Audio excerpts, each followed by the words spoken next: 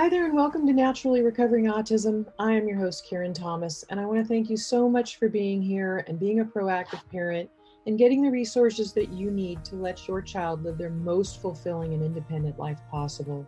When my own son was diagnosed with autism, I was told to drug him and try behavioral therapies, and there was nothing else that we could do for him but manage his symptoms the rest of his life. But I didn't want to do that. Fortunately, my background in craniosacral therapy of now 30 years let me know that the brain can and does heal, but I didn't know that much about autism. What I did know is that I didn't want to just mask the symptoms with dangerous drugs. I wanted to find the causes and work with them naturally. And fast forward, it took me a decade and a lot of time and effort, but today my son is no longer diagnosable with autism after being told it could not happen.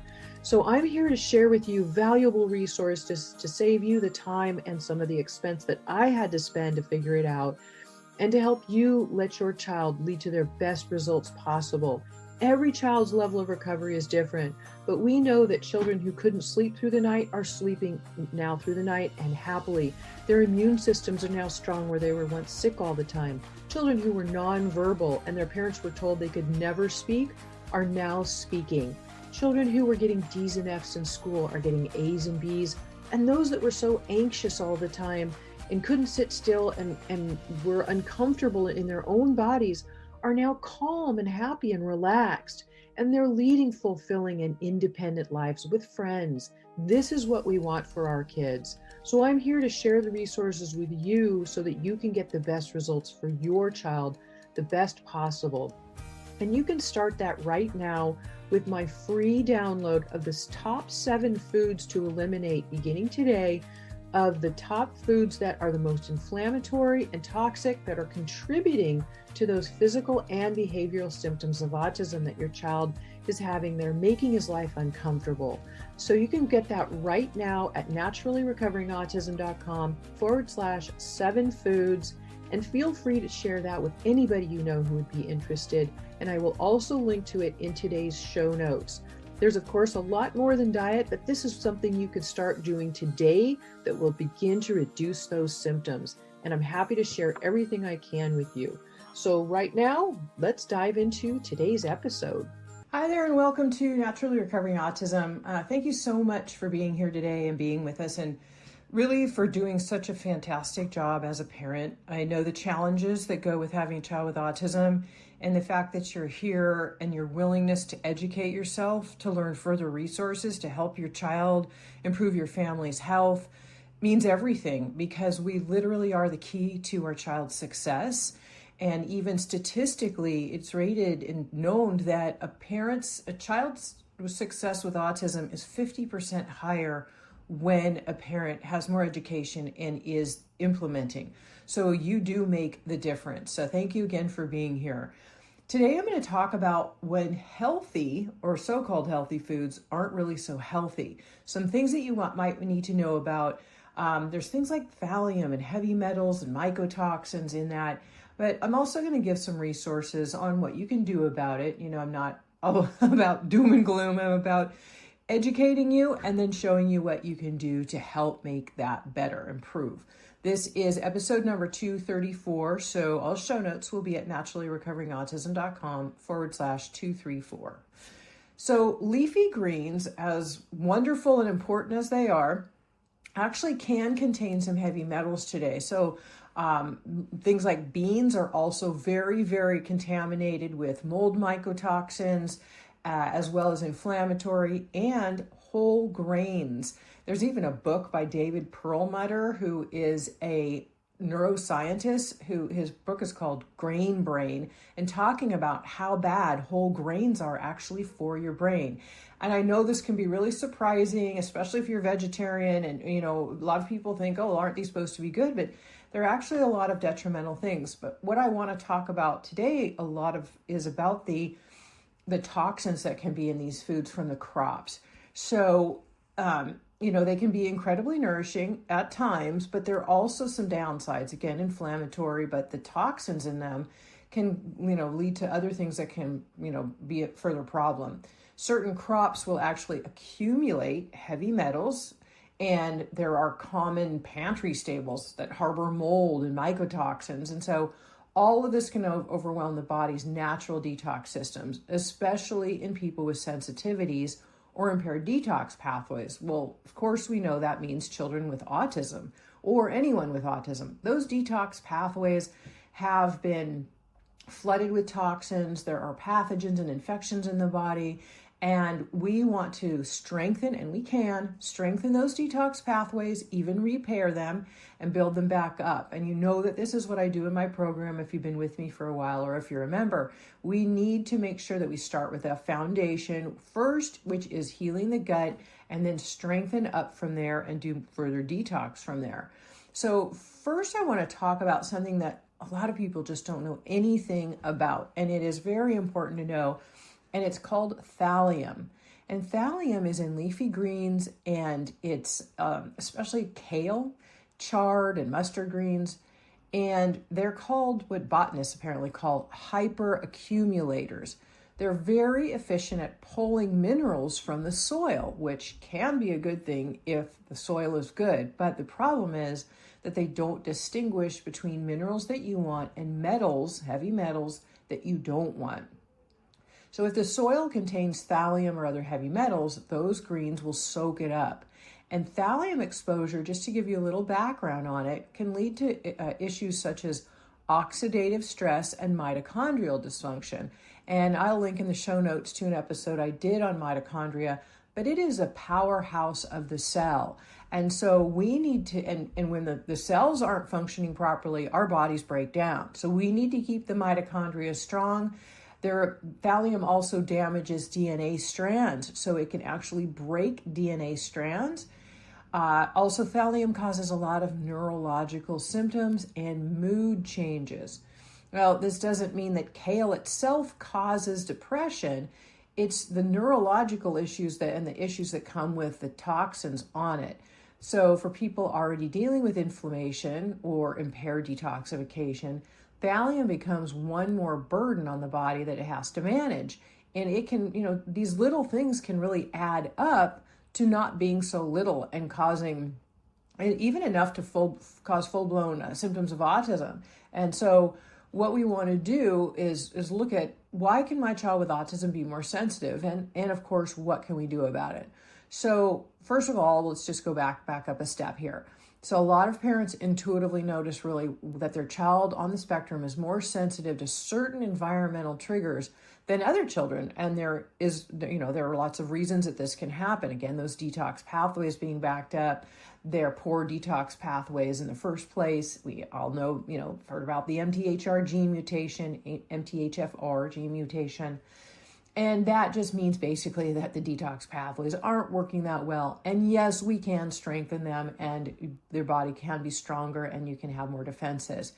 But when we have exposure daily to mold, mycotoxins, like in our home for one, make sure your home is mold free. That is hugely important to your success in getting your child recovered to their best level of recovery, because we can reduce symptoms and we can even remove some of the symptoms of autism depending on the child's body, its ability to heal, what we're doing, and managing current exposure. So again, a lot of individuals with autism have this gene mutation, but it doesn't mean that they can't overcome things. These variations don't mean anything is really wrong with your child, but we can see that it's a way that the body processes toxins or has trouble doing so. What this means is that things like heavy metals and molds and chemical residues can build up more quickly in the body. They can hit their system and their neurological system, meaning their brain harder. It's again why we see the symptoms that we see, can affect sleep, their ability to stay calm, anxiousness, ability to focus and concentrate, all of this, the symptoms that we see. They can hit children with autism much harder. And the other thing with all of these, they'll stay in the system longer, which then affects the body and the brain much longer because the detox pathways aren't pushing them out well enough or fast enough on their own because those detox pathways are impaired. So they can interfere with more neurological and immune function. So for a child already dealing with sensory processing and gut challenges or nervous system overload, These exposures can compound the stress in the body and sometimes showing up again as like sleep issues or irritability or mood changes or behavioral shifts. And you might even notice after you feed your child a certain meal of the day, and you think, wow, every time my child eats dinner, they just get so hyper. Well, I've talked in the past again about, I've done a whole episode on histamine triggering foods, and they can even be healthy foods. So you have to be aware of them. You can look at the show that I did on histamines as well to learn more. Other things like oxalates and salicylates and phenols. These are also can be in healthy foods. And again, I'll link in the show notes to those episodes that I did on that, because you just want to be aware of them so you know to look at when your child is coming up with new symptoms, what has changed. You troubleshoot, you think back at least a good 72 hours prior to the symptoms starting. What may have happened? Did they have mold exposure in a hotel room or in an office building or at their therapy office or at school, or does our home have it? Or did they eat something new? Did we give them a new supplement or increase a dosage in something? These are all things you troubleshoot out along the way when you're trying to figure out what may have caused your child's symptom, because you likely have a good way to control to change that, like remove whatever the cause was, learn what it was so you don't keep that exposure going. So heavy metals are also in healthy things like greens, beans, and grains, as I mentioned. So it's not just the leafy greens itself. And then heavy metals like cadmium, arsenic, lead, and thallium can show up in beans and lentils and grains, rice, nuts, and seeds. And soil contamination like fertilizer practices and irrigation water and storage conditions all can play a role. And these metals can build up and gradually add to the total body burden. The mold mycotoxin problem is much more widespread than people realize at all, and it's a very, very common issue, and again, is very common in things like beans, especially black beans, coffee, corn, wheat and oats, peanuts, and rice. These are some of the most common carriers of mold and mycotoxins in the body. So yes, we have mold exposure in buildings and water damaged buildings or maybe our home, but we've also got to really limit or remove these from the diet. Really, they just can cause a lot more harm than good most of the time. They've also been grown, harvested, and shipped and stored in environments where mold thrives, so they get even more mold on them. So again, warm temperatures and humid exposure, humidity, bulk storage, and long transportation times, and mycotoxins. And of course, I've done full episodes on mold mycotoxins because it's a really big deal with children with autism. And then these mycotoxins can affect things like gut lining integrity. They actually damage the lining of the gut, keeping the gut ill. And of course, then the gut controls the brain and the immune system. So those are both affected by that. Immune regulation, hormone imbalance, brain function, and energy production, just to name a few. So again, if you see depression, lethargy, inability to think, things like this, it can really be mold mycotoxins. And people with compromised detox pathways, again, including that MTHFR gene mutation, they will often react more strongly to these toxins and may experience symptoms that don't look like food reactions at all, because a lot of times we'll think, oh, it's a tummy ache, or their nose is running, or their eyes are, puffy, things like that with allergies and toxins. But you want to look for, again, things like irritability and headaches are big with this, agitation, sensory changes, or sleep problems. Those are some very, very common things to look for.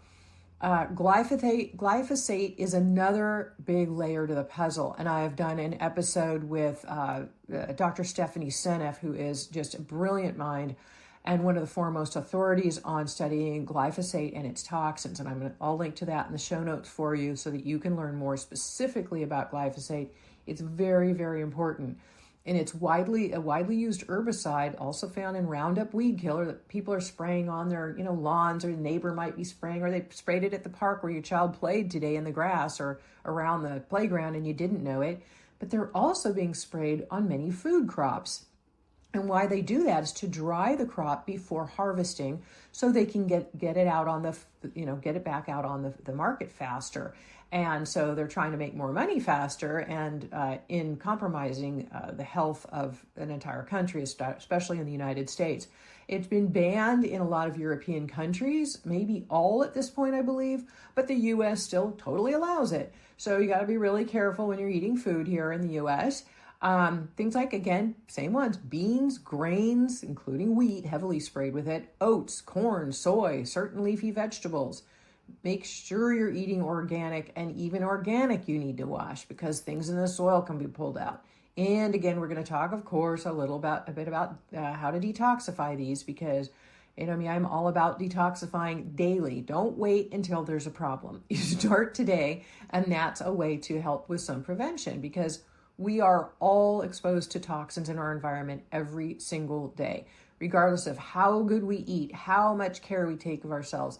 We are getting toxins out from the food we eat, the water we drink, even with you want a really good water filter, the soil, food, water, air we breathe, it's all coming in at us. So we want to do our best to make sure that our environment is as clean as we can help it be. And then with our exposures, we'll have things that we can do to detoxify. Because glyphosate also is one more thing that is damaging the gut microbiome, which is like how our gut stays healthy. It also affects the gut lining, again, keeping the gut ill, affects our detox pathways and our oxidative stress levels. So when you mix glyphosate with heavy metals and mycotoxins, the total impact on the body becomes much greater than the sum of single parts. So again, this is all accumulating in the body. And how this toxic load affects the brain, mood, gut, and hormones is important to understand. Your brain and gut are the two systems most sensitive to environmental toxins, and they constantly talk to each other. And this communication is very important. And when either one of them gets inflamed or overloaded, symptoms ripple across the whole body. And I'll talk about some of these symptoms you might notice here too, because again, I've done an entire episode, a couple of them, on heavy metals because our children and us, we all have them. You don't have to go spend a bunch of money on testing. And I've talked about the importance of safe heavy metal detoxification versus what you're going to get if you go to a practitioner, which is something like DMSA that, you either need an IV or giant horse pills, which are both hard on our kids to get in. But they also allow for reabsorption of toxins back into the body as they're trying to be excreted. And they also are not discriminatory, so they'll pull out good minerals we need, like calcium and magnesium. So I'm going to give you a resource today where you can get a simple, easy spray that pulls out these contaminants without harming the body or pulling out anything good or allowing any redistribution. So again, heavy metals, glyphosate, and mycotoxins contribute to oxidative stress and mitochondrial strain, the two things the brain hates the most. Mitochondria, again, is the powerhouse of the cell, and most people have altered mitochondria. So this can make us ill in many, many ways. And the symptoms you might notice are depression or really low mood, anxiety or irritability, brain fog, memory issues, difficulty focusing, and fatigue that feels really mental. For autistic individuals or anyone with neurological vulnerabilities, the impact can be even more noticeable. So it might be extreme irritability or anxiety, and all of a sudden they're just having huge episodes, and you're thinking, what happened? They were doing okay, and now all of a sudden there is a way. So go back to these troubleshooting things that I've mentioned in this episode. So the gut and digestive system, how they affect all of this. So the gut is the first system to take the hit, and it commonly shows symptoms as some bloating, or you'll have some gas or constipation or diarrhea. There can be some nausea. Food sensitivities can be one of the reasons why the child is a picky eater, because they get kind of OCD, obsessive compulsive about their food. They have food sensitivities, and they know that, especially histamine triggering foods, make their mouth tingle, give them headaches, and they're aware that when they eat some foods, they don't feel good. So they become a little averse to many foods and become very picky eaters because they've come to learn that food makes them not feel good. So we want to remove the foods that don't make them feel good, start healing the gut up, and the picky eating gets better. Now, of course, I offer my free food guide, and I'll link to it in the show notes, but it's also at autismcheatsheet.com. It's super easy to remember, autismcheatsheet.com. And that will not only give you the top 7 foods to avoid, but also some foods you can eat, but also a guide with some links to some resources for some powdered, healthy, nutritional resources that are easier to get into your child, that actually taste good, and it will help you get some nutrition into your child now. And when that nutrition is getting in, it helps the gut and the brain. As the gut starts to heal, you're going to have less picky eating. So all the way around, it's majorly important. And because, again, the gut and brain are linked through the gut-brain axis, the digestive issues directly influence, again, mood, behavior, and cognition. So again, your child's ability to focus, their ability to stay calm, things like that are really affected by all of this. Hormones are also something majorly disrupted by all of this. The detox pathways will slow down, hormones don't clear properly, and things start to feel just really off. It can lead to things like PMS or cycle changes, mood swings, sleep issues, low motivation, thyroid issues or stress, and cortisol stress imbalances. Mycotoxins in particular can disrupt hormone signaling, especially when exposure is chronic.